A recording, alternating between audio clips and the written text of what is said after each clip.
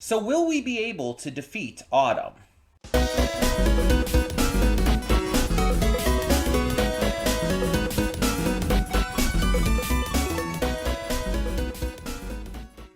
Hey everyone, welcome to Princess of Gay. I'm your host Connie, and today we are here with the finale so far of season 1 of Undead Unluck, episodes 23 and 24. So yeah, this is it for the season. We are going to be having to wait until season 2 eventually comes, and it kind of sucks that we have to wait, that we're at the end already, but considering how we've broken up the reactions for this season, yeah, maybe good, maybe fair.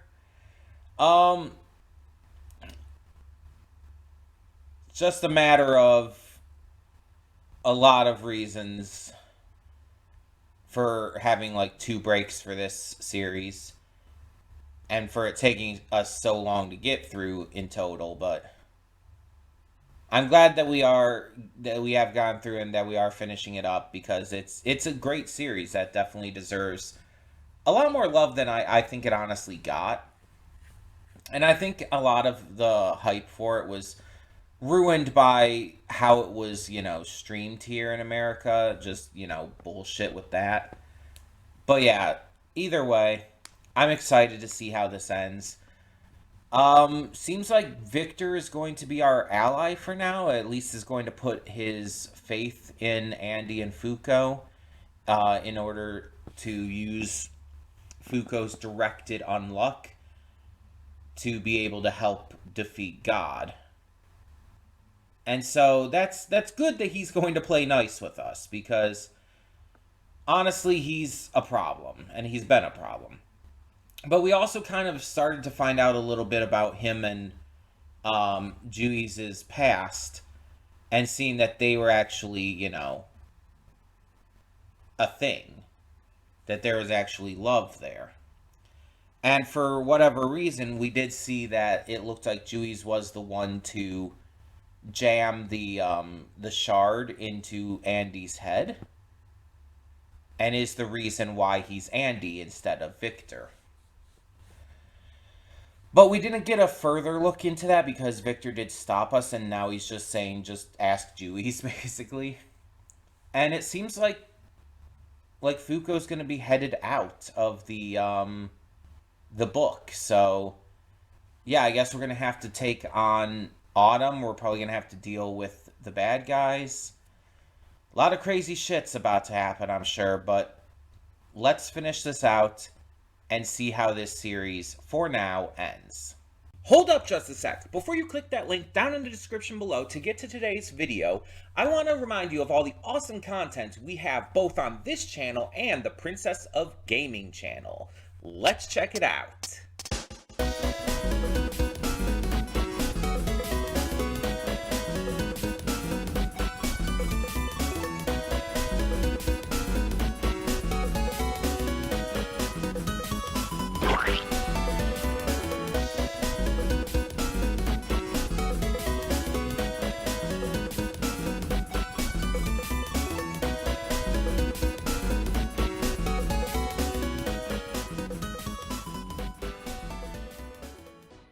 And we are back, and we'll begin with spoilers in 3, 2, 1, now. So I had to go back and check something because I wasn't 100% confident. But I went back and checked the part where Andy is putting out the fist bump for Akira. And although no one can see Akira there, he is there, he is crying, and he does fist bump back. I wasn't sure if it was just meant like he was like ugly crying or whatnot, but I went back and looked, and no, I think he's actually aged up as well. But I don't think it's because of the artifact, because the artifact aged up the artistic clone he created. So I don't think it would affect him, too. I think that's kind of a loophole around that. I think he's just older. I think he's just, he's been around a good amount of time at this point. It's one of those situations where, like, the clone didn't age.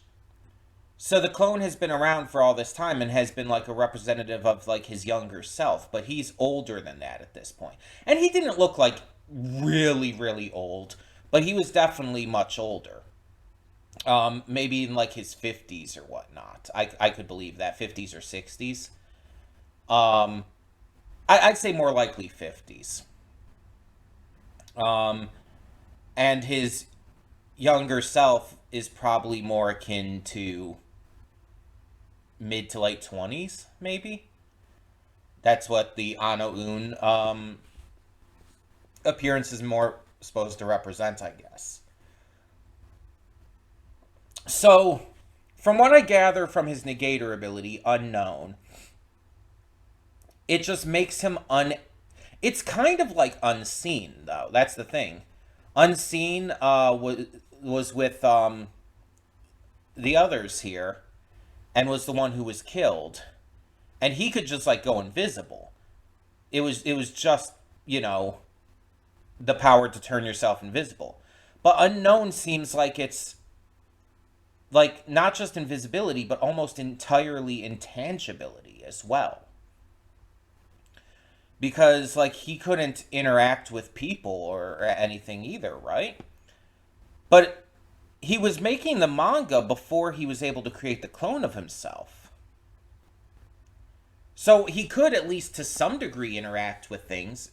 And we know like anything he was interacting with, like books and whatnot, would not be able to be seen anymore, would not be able to be perceived. I feel like unknown is probably the wrong word for what his ability kind of does. Like, I feel like unperceived would make more sense. He can't be perceived by anyone. Physically, like by touch or by like auditory or sight or anything. He can't be perceived by anyone. But he can still interact with physical objects and everything, just no other people.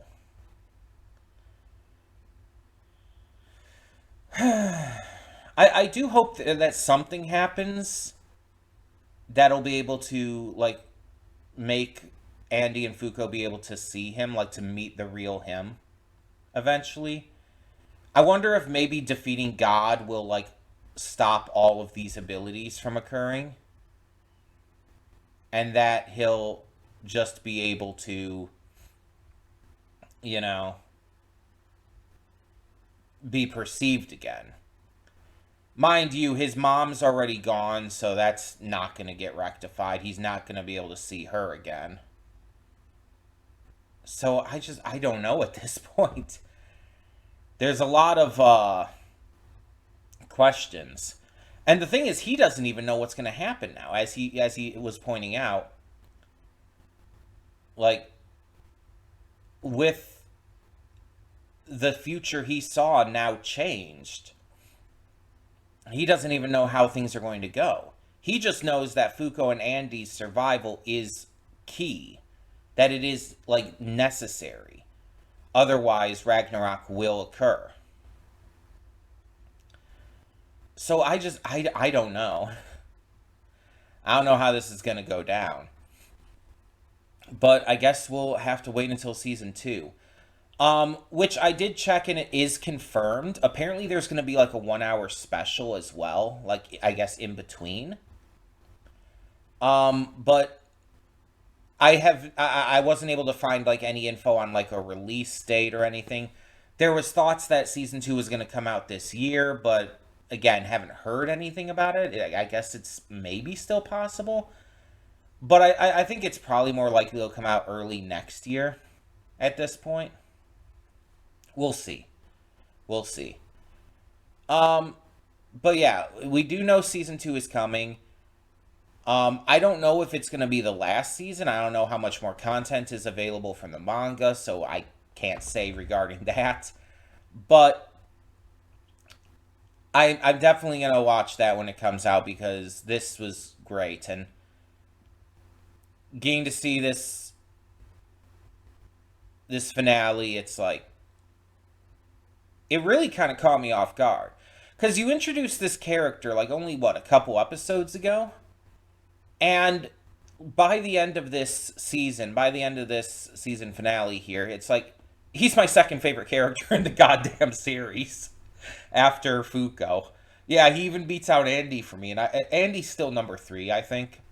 But like Fuko, I like have all of this entire season of like empathizing and connecting with that makes me like adore the shit out of her. Also, she's just really fucking cute. But it's like, um, no, maybe the other girl is number 3 actually over Andy. Yeah, Tatiana. I think Tatiana's still number 3 actually. Tatiana was number 2 before, after Fuko. I think she's number 3 then. I really do still like Andy. He would be, I guess, number 4 then. But yeah, I almost forgot about Tatiana. But either way, um, the backstory for Akira here, just I am really surprised I didn't cry because I cried afterwards. I cried like I actually cried twice afterwards. Because when I stopped the first of these 2 episodes, when I stopped episode 23, because I got so swept away, um, thinking it was or forgetting that I still had another episode to record, I actually cried at that moment. I actually like pretty much the instant I stopped that recording, before I realized I made a mistake and needed to start that back up again. I actually had a pretty good cry. And then after finishing episode 24 and stopping that, I cried again. Because it's like, his story is just so fucking tragic. Because he was a kid. He was young when he got this negator ability activated. He was so young. And he had to live out his entire life not being able to interact with anyone. As he said, he was like super lonely and just he had no one he could communicate with until he created the copy. And he could communicate through the copy,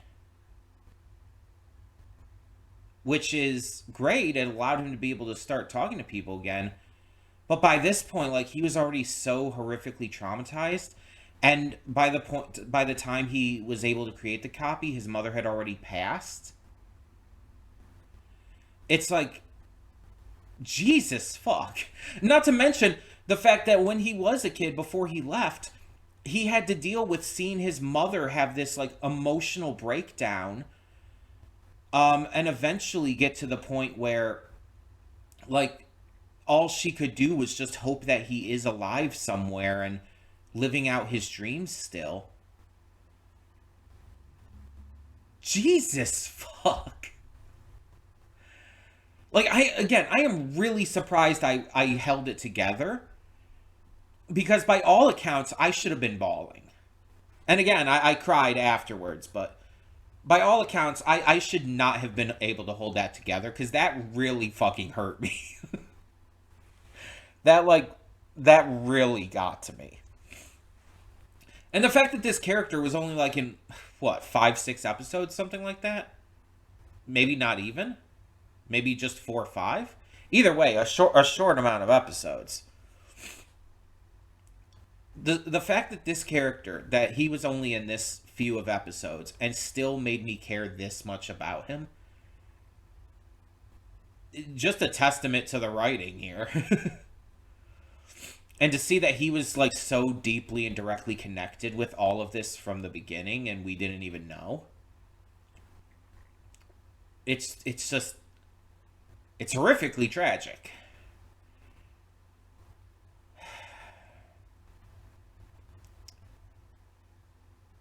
But he got to live out his dream. He became a mangaka like he always wanted. And I don't think he knows it, but his mother did get to read it before her death. And on top of that, he was instrumental in defeating Autumn and helping them save the day. They inspired him, and he got to return the favor, and that you could tell by his reaction, by his really heavy crying, which again, I'm surprised I was not that kind of a mess. But you could tell that how much that meant to him. And just Andy's respect for him. Andy, like, throwing out the fist bump out of, like, sheer respect and admiration just goes to show how good of a person Andy continues to be. Which, again, we've already known about, but, like, seeing all of this from the perspective, because these last two episodes both were kind of in the perspective of Akira here, of Ano Un. And so seeing that the perspective is from his eyes, these people he thought was just a story that filled his head at first. He finds out that they're real people, finds out that everything he had seen was real. And he not only gets to finally interact with them, but he actively gets to help them and even become friends with them. After however many years of not being able to interact with much of anyone.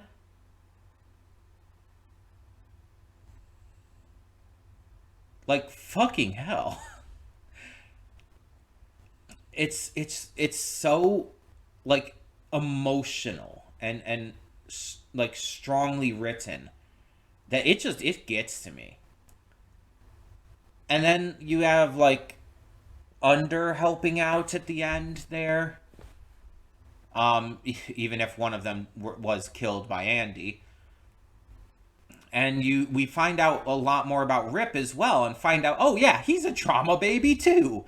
Because, fuck, I'm already not feeling enough shit because of Akira. Now you're going to make me feel shit for Rip.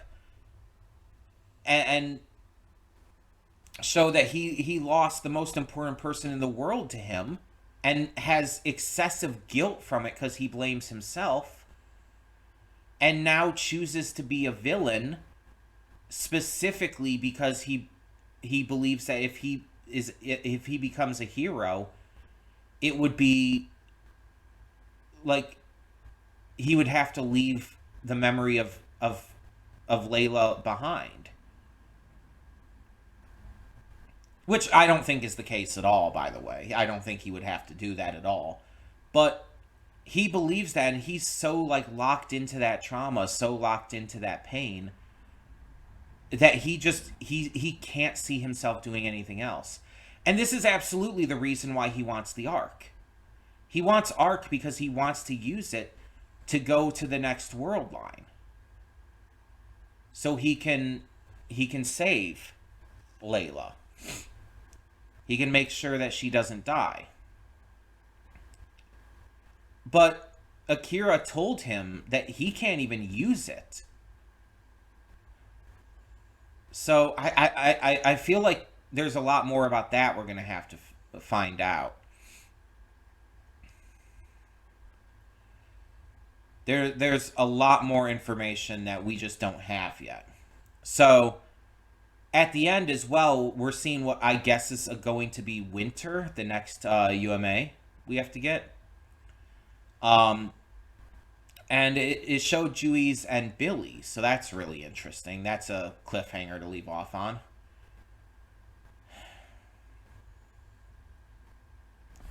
I was thinking the season was going to leave off on, like, some kind of, like, big love moment between Andy and Fuko, but no, I guess they're still holding out on that. Because there's going to be, like, a big moment for them. And I know the manga's already finished at this point. I just don't... I have to assume Season 2 is going to be all that's left. Um, the manga actually finished semi-recently, didn't it? I think so. But either way, um, I'm obviously going to react to season 2 when that comes, so I'm excited for that. If the 1 hour special does come like ahead of time, then I'll react to that separately when that comes out. But for the time being, um, yeah, it's like I know most of what I talked about here was just about Akira, but it's like most of these 2 episodes was just about Akira. And that's fine, and that's completely fine. Because it's like that was how this arc went down. That was like a main focal point of this arc. So, and again, with Akira becoming my second favorite character, it's like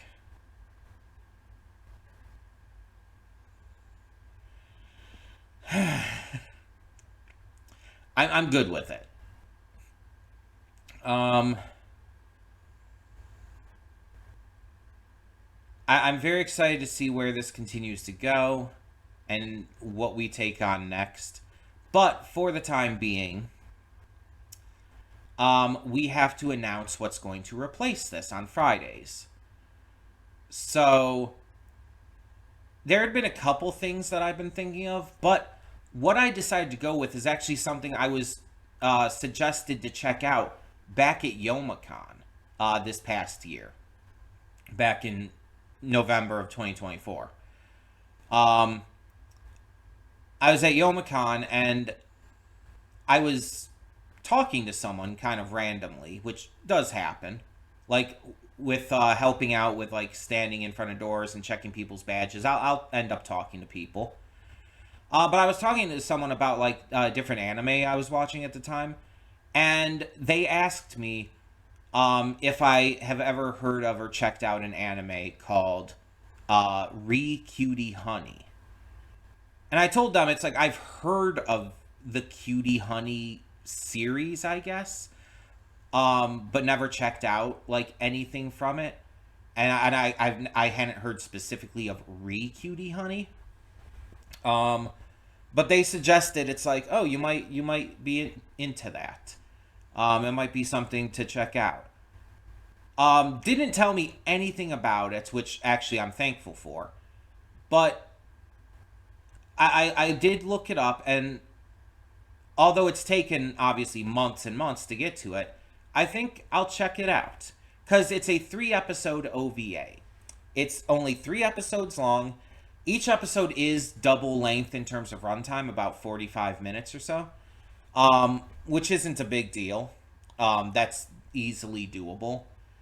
This is going to be a short reaction series, and I'm going to say that more than likely, unless something in the first episode really like bothers me on an intense level, more than likely I'm going to get through all 3 episodes. So you don't have to worry about that because it's only 3. But I have no idea what to expect from this. Like I said, I've heard of the Cutie Honey franchise, series, whatever you want to call it. But I've never actually seen anything from it. I've never actually, um, like, looked up anything with it. What I do believe I know is that this OVA, though, is from the early 2000s. So it's like maybe 20 years old or so. Um, so I have to like gear myself in preparation for that. And I'll talk more about it when we get to it, the first episode next week. But I from the title, I don't know. It's like I have a few ideas, like maybe a magical girl thing. But I don't know for sure. And do not tell me. I want to go into it as blind as possible. But we will be getting to that next week. So yeah, we're gonna do 3 weeks for that, and then we'll go into something else right after that. But I thought I just remembered this. I remember because I genuinely had forgotten that this was brought up to me at Youmacon. I somehow weirdly remembered, which happens sometimes, where it's like, oh, something just pops into my head. It's like, where the fuck did that memory come from? Being autistic can sometimes be really fucking weird, especially in terms of my memories. That's definitely a symptom of autism that I personally have. My memories are all kinds of weird and fucked. And how I remember stuff, what I remember, when I remember it, all of that. So yeah. Um that's, like I said, starting next week. We'll get to that, and then we'll get to something right after that. I don't know what exactly yet, but we'll deal with that when we get to that point. But yeah, so if you do know anything about what this is about, like I said, do not tell me. I wish to remain spoiler free so I can be surprised one way or the other. But that being said, thank you so much for tuning in. Also, tell me your thoughts on what you think of these last two episodes of Undead Unluck Season 1. And for now, I'm Connie, and I'm signing off. See y'all next time.